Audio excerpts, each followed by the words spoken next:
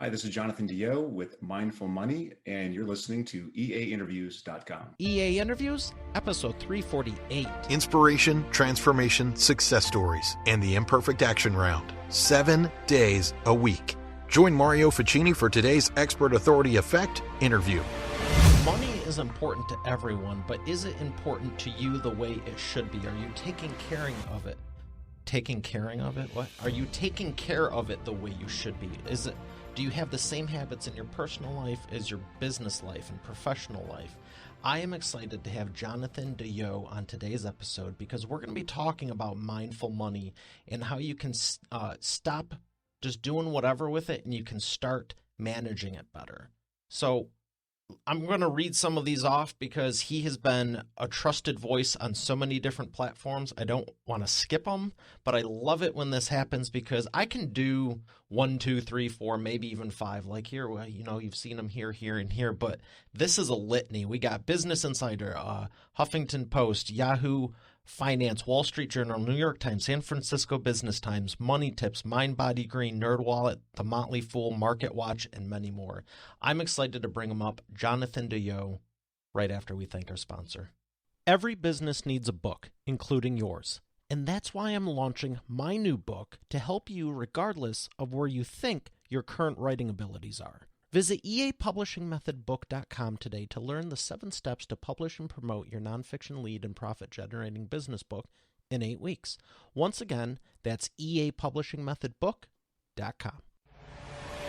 Here he is, ladies and gentlemen, Jonathan DeYoe. Jonathan, thanks for causing me a first world problem of having to read off your rap sheet there because it's very impressive and so are you. So how are you feeling today?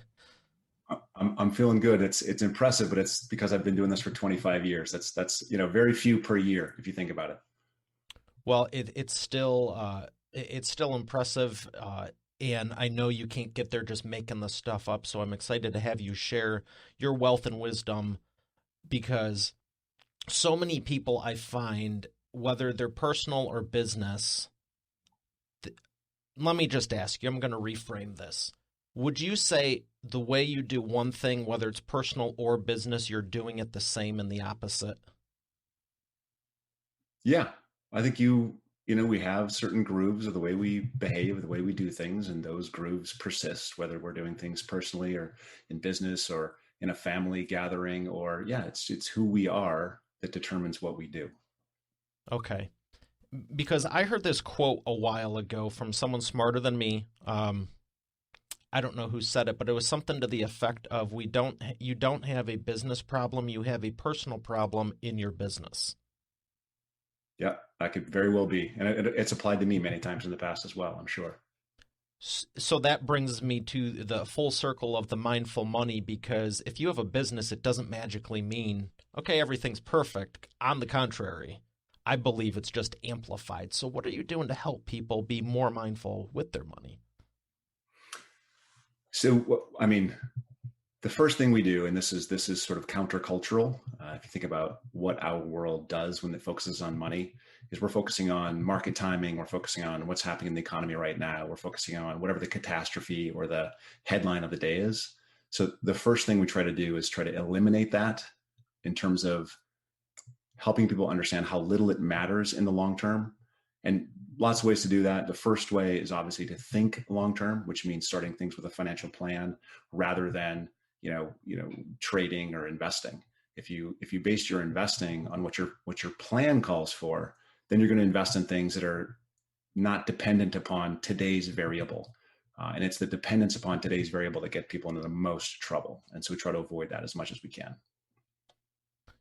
So when people are only focusing on today's issues, what does it keep them from doing long Well, anything. Like if all you're doing, there's 2 really important things in that. The first is we actually can't control what happens next. So there is no way you can use the data you're getting today, the headline of today, the catastrophe of today, to actually make a change that will make a difference tomorrow. You can't predict what happens next. You can't control what happens next. So with a little bit of humility, you can get to the second thing where, okay, what can I do? What are some of the levers I can pull that will actually help me, as you say, long term?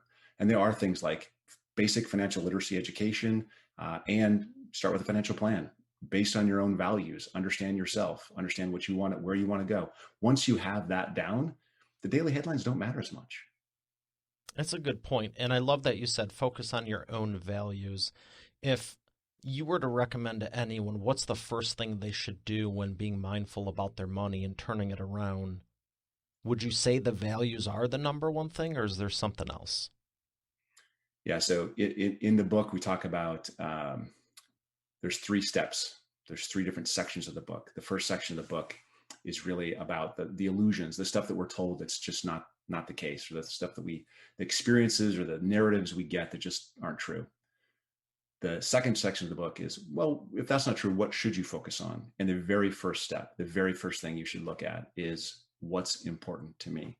So there's all this, there's enormous amounts of literature on success, getting to success, creating success, being successful, tons and tons. Go to any self-help, go to any bookstore, go to Amazon. There's just thousands and thousands and thousands of titles.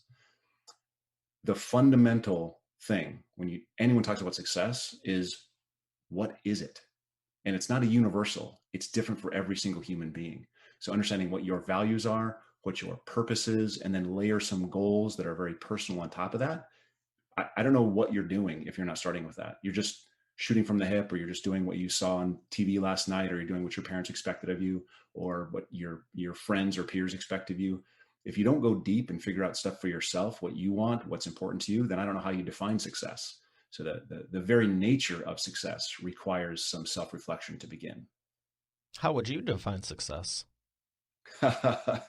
Never a light question here. So success for me, I want to be a great father, and I want to have free time. And so for me to have free time, a lot of things have to, be in place, but I want to not have to do what I'm supposed to do in that moment. I want to have the choice, whatever the thing is. And that free time comes with all kinds, just a slew of huge benefits. But it's hard to get to free time. And I know many people that are CEOs that run great, successful businesses. They've got zero free time. I also know people that are monastics who have zero free time because they've got everything prescribed. So there's this thing in the middle that you got to figure out between, giving everything up or attaining everything. What's important to you? Pursue that thing. Can you elaborate on monastic? I have no idea what that is. I mean, literally monks in a monastery. Okay. My graduate training is in Tibetan Buddhism, and so I spent 7 years studying philosophy and comparative religion. And I had a bunch of Tibetan monks. I know some Indian monks. I know some Chinese Chan monks, and they all it looks like they have all this free time, but it's all pretty prescribed in how they live their lives. And that's fine. Nothing wrong with that. That's their thing, right? I see what you're saying. So normally I'd look it up, but I'm in the middle of hosting the show. So I always look up stuff if I don't know it, but I'm like, can I pull this off on the other monitor right now? I'm just going to ask. No, I get what you're saying, though, because if you have no time in the world, you could have all the money, and that's not, that better for you than having no time and no money. But at the same point, like you're saying, monastic, you could have it looks like all the time in the world, but if it's so regimented, you're saying the component in there is that freedom to choose what you want to be doing with your time. Yep, exactly. And how do you decide how much you're going to work versus how much you're not? Again, you go back to what your goal sets are, what's important to you. And we had a brief conversation earlier about, I lost my brother 6 weeks ago. And that changes what my belief system says. Like, I used to believe, as one of the most important things when I think about what's important to me, one of the things on the list has always been achievement. Now, when your brother dies at 45, you have to ask yourself the question, is that really on the list of most important things? Because it can happen to anyone, anytime. So if that's the case, then there's got to be something. There's lots of other things that should be above that. And for me, it's you get a shock, you re-reflect, you think about it. And I'm sorry for your loss again. That's unfortunate. Yeah. Thank you. Since then, what has changed, and what are you looking at now for the next 5, 10, 15 years? Instead of I'm sure you still have achievement, but I'm sure you dropped down the priority at least 10 pegs or so. Yeah, it's top 10. It's probably not top 6 as much. Okay. Um, the you know One of the things my brother did really well is my brother engaged his family. Like, so when the pandemic started, they withdrew from most of their activities, the kids' activities, and they started doing more things jointly together. So I already do a bunch of stuff with my family. We do stuff together, but the importance of that, given their recent past, is just unbelievable. It's huge. So he conscientiously said, "Hey, we're going to do more stuff as a family." About a year before he passed. That's We should all just wake up and say, you know what, tomorrow isn't guaranteed. Those things that are important with the people who you love should absolutely be at the top of everyone's list. And this, if you live past 45, if you live to a ripe old age of 90, 95, those people who you spend time with, those will be your most important people then too. That will be the source of the vast majority of your happiness, those relationships. So to squander time with humans to achieve more stuff or things or whatever is a mistake, and that's a mistake that I think I can say that I've made in the past. It's a mistake that I'm going to be watching for in the future. Good for you. Good for you. What you mentioned there's 3 parts of your book. Yeah. What would the second part be? The second and third, I'll just tell you now. I'm going to ask you about both of them.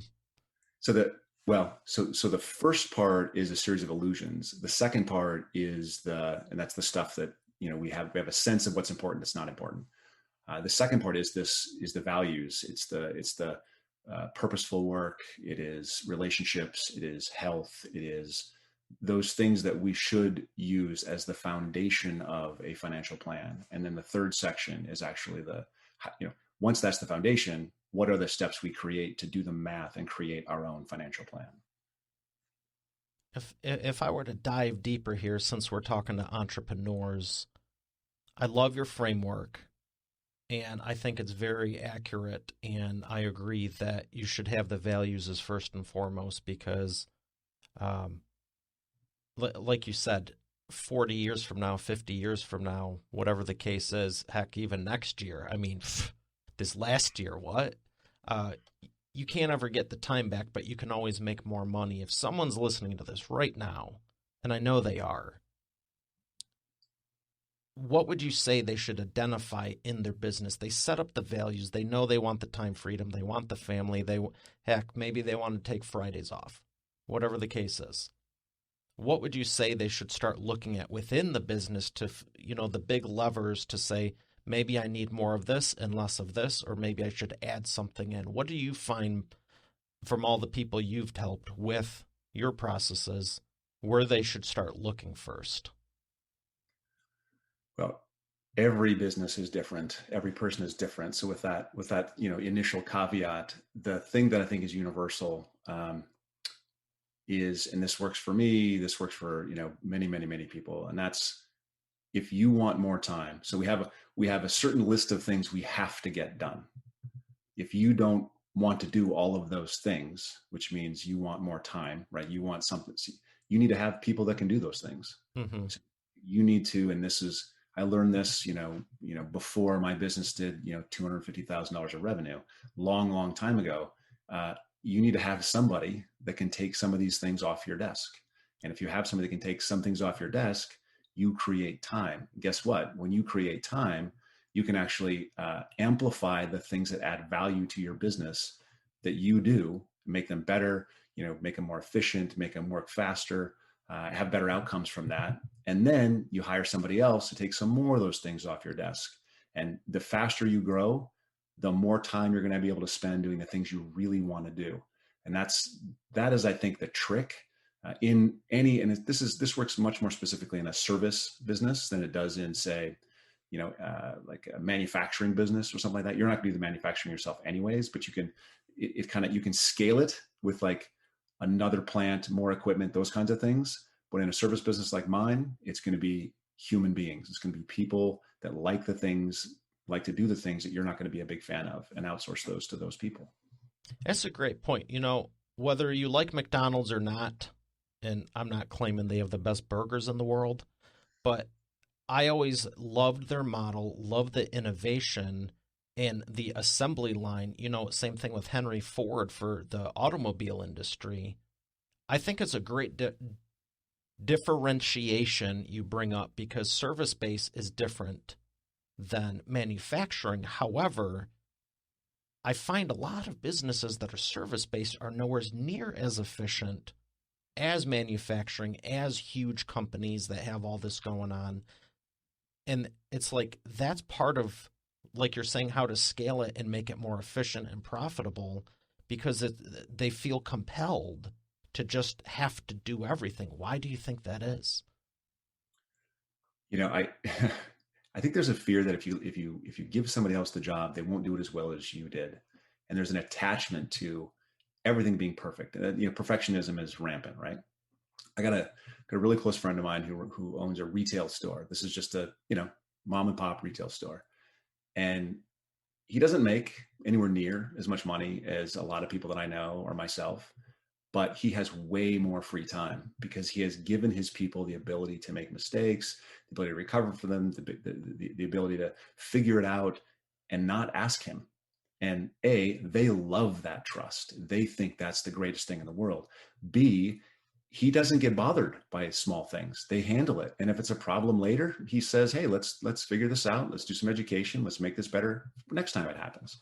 But the idea, if you want time, he's taking months off at a time, like, traveled South America with his son, which is an incredible thing because he has this business that he's created, that he's trusted the people to run without him. That's, I think, the hard point is how do you trust the people to run it without you? And that's hard. I have a hard time with that.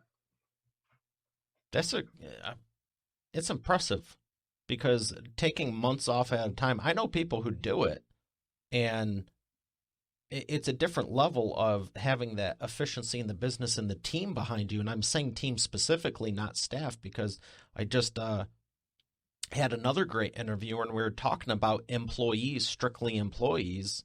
And there's a difference between I have people, staff, employees, and I have bodies here versus a team of people.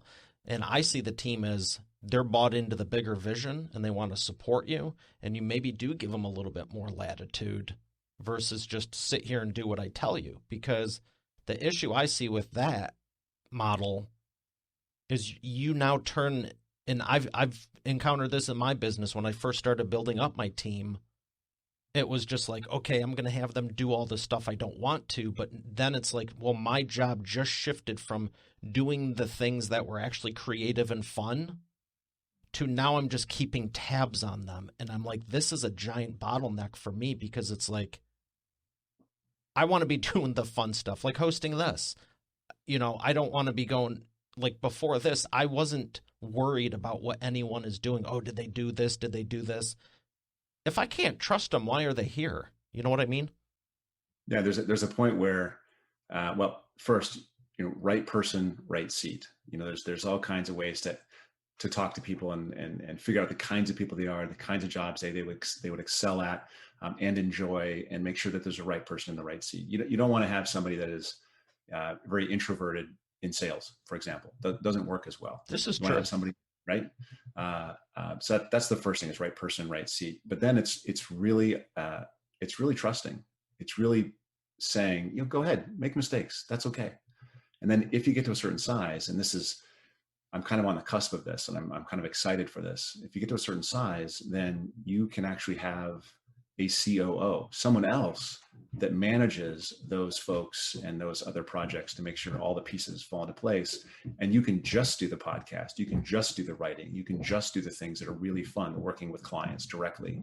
You can just do those things that I'm talking about myself here. Just do the things you really want to do and not do the things you feel like, not be a perfectionist about all the other details. Yeah, absolutely. I know some people and sometimes stuff doesn't work out because I've fired plenty of people and, you just don't know until it's a couple months later, or, maybe it was an advanced screening, but there's other people I know that consistently for over a decade now, they're constantly burning through people because it's like, oh, they mess up. And I'm just like, You've went through about 80 people in the last 8 years. How is this? It's always on them. What's the lowest common denominator in this little equation here? And it's like, and I think it's a little bit too much of that, maybe not even perfectionist. It's just they can't let go. So maybe they do trust them, but it's not enough to say, hey, here's the keys to the castle. I'm trusting you to actually run this part or division so you can free it off my mind. What would you say for someone in that scenario? Someone that's having a hard time trusting, or someone that's got a Just space. letting go to that part of their business to free them up from other aspects. I mean, you have a choice. You either hold on to it and you do it yourself forever, or you let it go. I mean, there's really, you have to take that step if you're going to get bigger, because you cannot, we have a limited, we have a limited amount of time. There's a list of stuff we have to do. You could always pare the stuff you do. That's going to affect the final product in a different way. So if you want to grow, and again, go back to those values, if that's important to you, then you have to release it. It's not a choice issue. It's something you have to do. And you just got to be okay with it. And so you will waver until you stop wavering. You'll waver until you do it and discover, okay, this will work. There's this another good quote. It's something to the effect of, and I didn't come up with it, but it's something to the effect of, life will keep giving you the lessons if you don't learn them. Life will keep repeating the problem until you learn the lesson. I have heard that. Or the definition of insanity is doing the same thing over and over and over and over again and expecting a different result. Absolutely. So it's great to move forward and everything, but it's like, man, I've been dealing with this for so long. Ooh, that's not a good thing. Yeah, what haven't you learned yet? And right. I'm glad. Again, I'm glad you talked about values in your book. What inspired you to write your book? Wow. So I was actually told I had to write the book. So in 2007, 2008, you may remember, the world is falling apart. Mm-hmm. I had a meeting with a client, and I just did what I did. I just talked to the client about, hey, I don't know what's coming next. No one can predict this. I still am investing every single month in my 401k. I'm still doing it this way. I still believe that it's going to be okay. I don't know when it's going to be okay. I don't know how it's going to be okay. I don't know what's going to cause it to be okay, but I know that it will be okay. And we'll look back at this and we'll say, oh, remember that thing that happened? And it took 3 years. And we were looking back at 2008 and saying, oh, there's this great recession, and most things had recovered in that period of time. And that's kind of how it always works. So I was just telling her this story, and she's a Pulitzer Prize winning author. And she said, well, Jonathan, you have to take this and you have to turn this into a book. And if you do, I'll write your foreword. And so she wrote the foreword, and I wrote the book. And it was a requirement. That one of the huge benefits that came out of it was, as I mentioned, I studied Tibetan Buddhism in grad school. So that's different than finance. A little bit.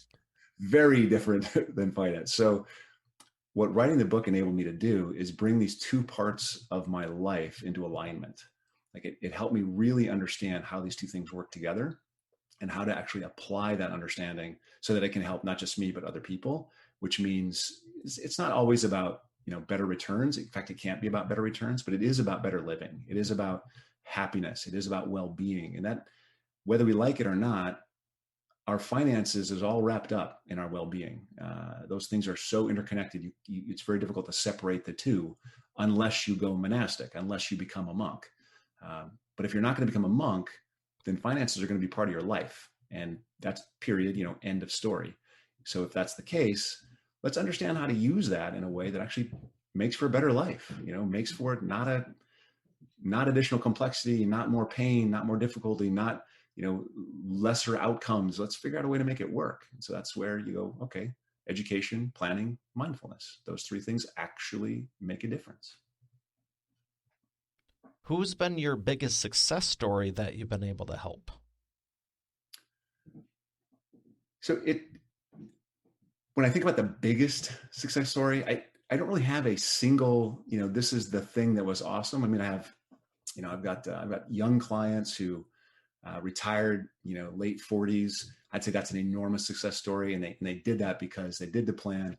They saw how much they had to save so they could do what they wanted to do and retire early. That's great. That's a great success story. But I also have clients that had too much in the way of assets, owned a lot of, when they bought their first house, they bought a, massive house that was way outside their range. And we got them to see that in a long-term financial planning process. They sold that house, went to a smaller house, because they didn't really want the big house, but they thought they were supposed to have the big house. So that's what they did. And they were able to save more and they were able to get there. So that's also a huge success. I've had clients that expanded a business and they could expand the business because they saw they had the resources to do it. That's a huge success. It's just the thing that makes me feel good about what we do is there's like an aha moment. There's a moment in the financial planning process where people go, oh, like I can do these things that I wanted to do, but didn't know how they fit in because I've never thought it through before. And that aha moment, allows people to focus on the stuff that's really meaningful to them. That's why I love this. There's that aha moment comes, and sometimes it's not right away. It's not right when they get the financial plan.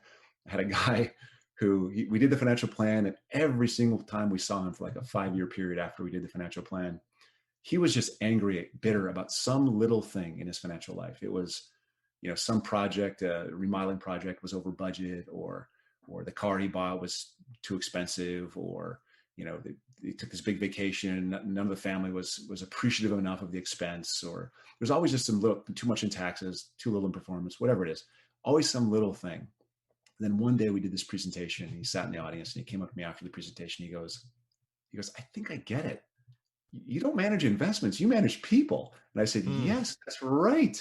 We manage people. And he goes, and just the very next meeting, he's like, okay, let's look at the plan. Let's look at the big picture. Let's not get stuck in all these little details, because they kind of even themselves out over time and with each other. So let's look at the big picture. Let's ask some questions about the big picture, and let's go from there. Let's make decisions with long-term in mind, not get mired in all these little details. Yes, shit happens all the time. It's, there's no way to avoid that.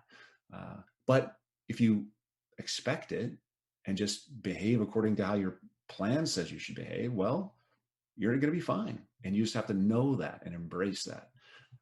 Lots of success stories. I can't point to one and say, oh, this is the most successful. There's a lot of good ones.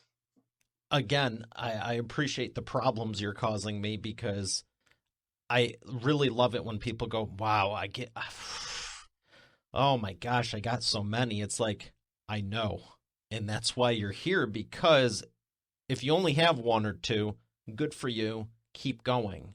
But when you go, oh my gosh, I'm in the hundreds or thousands, which one do I pick? And I love that you varied them, because if someone is does the stuff when they're younger, early on, see that when it's your show, you can just skip out like 5 words and it still makes sense. Good for them for being able to do that by late 40s. But at the same token, I almost give more credit to the person who's 50, 60 and goes, I never learned any of this stuff. Now I am, and now I'm fixing it. Because that takes, I think, more to go, I'm changing everything, versus I had a better upbringing and learned early on. But by all means, I'm still giving credit to them, because I wish there was more people who learned early on. And it doesn't matter either way, because I was going to make a joke about the home, because, if you're approved for $500,000 or more, isn't it against the law if you don't use every last little bit of that up to get the first one or the second one? Right. We can't underbuy. We can't do that. No. Oh yeah, same thing with the car. Oh, cool. You have credit worthiness to get $100,000 vehicle. Fantastic. Well, make sure you don't only use half of it. Who would want to be ahead of the ball 5 years from now? Right, exactly. And it's always that trade-off, and that's the fundamental when it comes to financial planning. Not every business, but when it comes to financial planning, it's you want to find the trade-offs that you will embrace. You want to, okay, these are all the things that are important to me. These are all my values. This is what I want to have in my life. Prioritize, pick the top 3, 4, focus on those. If you let other things go, the top 3, 4 happen faster. What are the trade-offs you can make and embrace? You make them happily, knowing that those top 3, 4 are the things that are going to come true, and they're going to come through in a way that wouldn't have happened had you not focused. That's the whole thing. That's the entire package. That's why you do a financial plan, for sure. Um, I had a real good question, and it just temporarily slipped my mind about money, and it had to do with, oh, that's it, savings. Whew, thank you. Um, what is the savings rate now, and what do you think it really should be? The average savings rate for Americans now, and what do you think it should be? So I'm not. So it's a very interesting question because right. So there's two things. The first thing is it's completely up in the air right now. It has totally changed. The last year, with all the federal money that got pumped into things, we saved a lot more. Now we're just starting to spend again. So I don't think we actually have a good idea about the current savings rate is. I think Well, let's say before over the the last 10, 20, 50 years, like in which direction has people's money trended for yeah. savings? So we've saved less and less and less over time, right? I think it was down around 6 or 7% before the pandemic. So it's, and what should it be? Well, frankly, my dad set a minimum for me at 10%, but I wish he would have set it at 20%, and that would have been a much better thing. Uh, However, I'm not as worried about averages.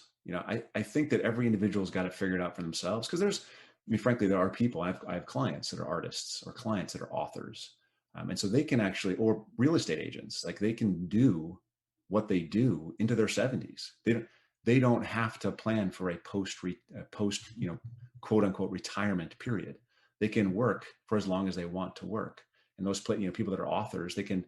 We have an author who's getting a musician who's getting royalties from a song that he wrote that was produced by one of the best artists in the 60s, Janis Joplin. So he continues to this day to get royalties on a song that he wrote that someone famous sang. That's huge, right? He doesn't have to quote unquote retire. He still has an income from this. If you have 20 of those songs, he's got a few of them, right? Then you're in great shape. At the same time, if you write a book, you continue getting royalties as long as that book is important, as long as people want to read that book. If you're an artist, you can continue doing your art for a long period of time. There's a lot of therapists, there's a lot of people out there that they don't make a huge living, but they can continue doing that work for a long period of time. Now, so what? What does that mean? Well, if I can work into my 70s and 80s, I don't have to save as much. So this is how much you save depends just as much upon what kind of work you do as it does upon what your values and goals are. This stuff all comes together in a planning process. And this isn't, I've had people come to my office and, hey, have you done a financial plan? Oh yeah, here it is. And they show me a pie chart of their investments, right? I'm like, that's, where's your cash inflow, cash outflow? Where's your spending on your parents? Where's your spending on the kids? Where's your retirement income? Oh, that's not here. This is our plan. This is, our advisor at whatever bank of somewhere said this is our plan. And so we have a plan. No, you don't have a plan. You haven't actually You have a done pie any chart. values. Say again. I said you don't have a plan, you have a pie chart. You have a pie chart. Yeah, that's all you got. That's all you got. And that happens all the time. And if you haven't done the internal work, if you haven't embraced the things you're going to let go of, you're like, I'm not okay. I don't have the resources to have that, annual trip to Jamaica. So I'm not going to do, if you don't ever make that decision and think about it, you're just going to spend money. So what the average savings rate, I'm not as worried about that. As a culture, it says something when we save less and less and less and less. It just means we spend more and more and more and more. That's probably not a good indicator long term.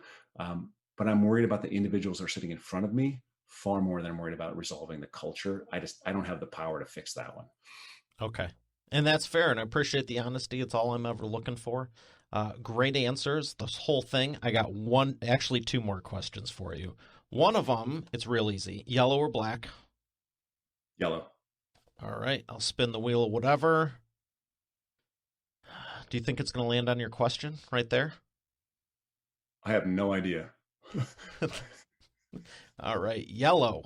Here we go. Here's the question. If you could change one thing in the financial industry, what would it be? I would limit the ability of people to predict and then get all kinds of airwaves with their predictions. No one has any idea. Just stop listening to predictions. Oh, okay. Very true. Very true. Well, thank you for that. We're going to thank our sponsor and come back for the Imperfect Action Round. You've heard me say every business needs a book, including yours, and it's true. And that's why I'm launching my new book at eapublishingmethodbook.com so you can learn the 7 steps to publish and promote your nonfiction lead and profit-generating business book in 8 weeks. But you know what? Don't take my word for it. Take it from a few of my authors, like Lori. And I went from having an idea and a possibility to actually getting my book published. Or Catherine. Thank you for making my mom #1 best-selling author. Or Mary Alice. What he got done for me in 3 days regarding my book launch, unmanageable. John Cody. I've worked with Mario over the phone and online, and he's been very helpful in getting me where I needed to go with promoting my books. Rocio. There's no way in the world I would have been able to do this with somebody else. Again, I've attempted it in the past. It didn't serve me. As a matter of fact, I ended up more frustrated than anything. So this has been a very seamless process. Adele. If you're looking for an amazing business coach, I highly recommend Mario Ficini. Or Bill Benner. I can't make a higher recommendation than to work with Mario Ficini. He has been great for me, and right now I won't work with anybody else except for Mario. Hey, their words, not mine. Visit eapublishingmethodbook.com to get your copy, and I look forward to hearing your transformation as our next video success story. Once again, that's eapublishingmethodbook.com. And we are back with the Imperfect Action Round. Jonathan, are you ready to take imperfect action? I am. Let's do this, Mario. All right, 3 questions for you, rapid-fire answers. What is the fastest path to the cash? Client experience / client transformation. The best thing you can do is make it worthwhile for the people you are serving. If you make it worthwhile for the people you are serving, they will talk about you. And if they talk about you, more people will come your way. Audience, we'll allow it.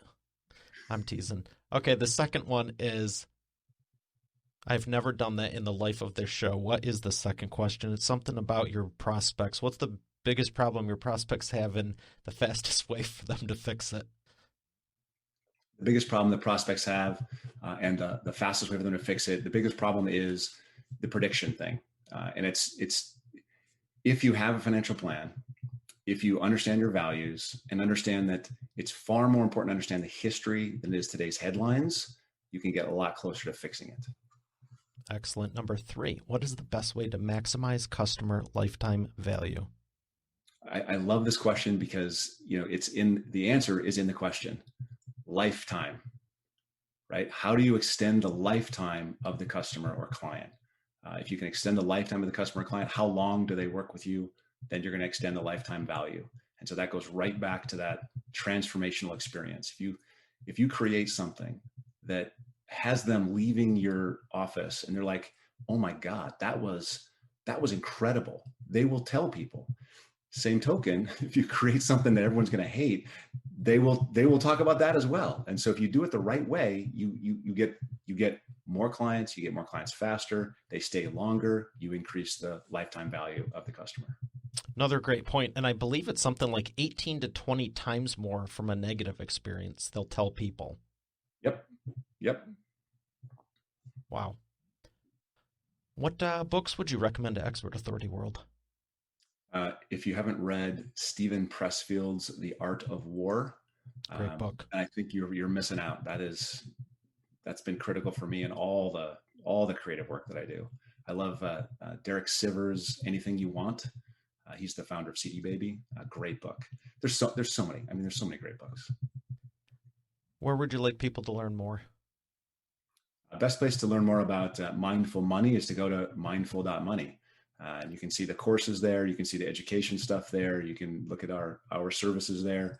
A lot of the education stuff you can do on your own. You don't have to use us. There's a lot of, in our culture, there's a lot of shame about money. And so we created this digital course platform so that people could do it in their house and their vacation, whatever they wanted to do it from wherever they are, so they can be safe and feel good about it.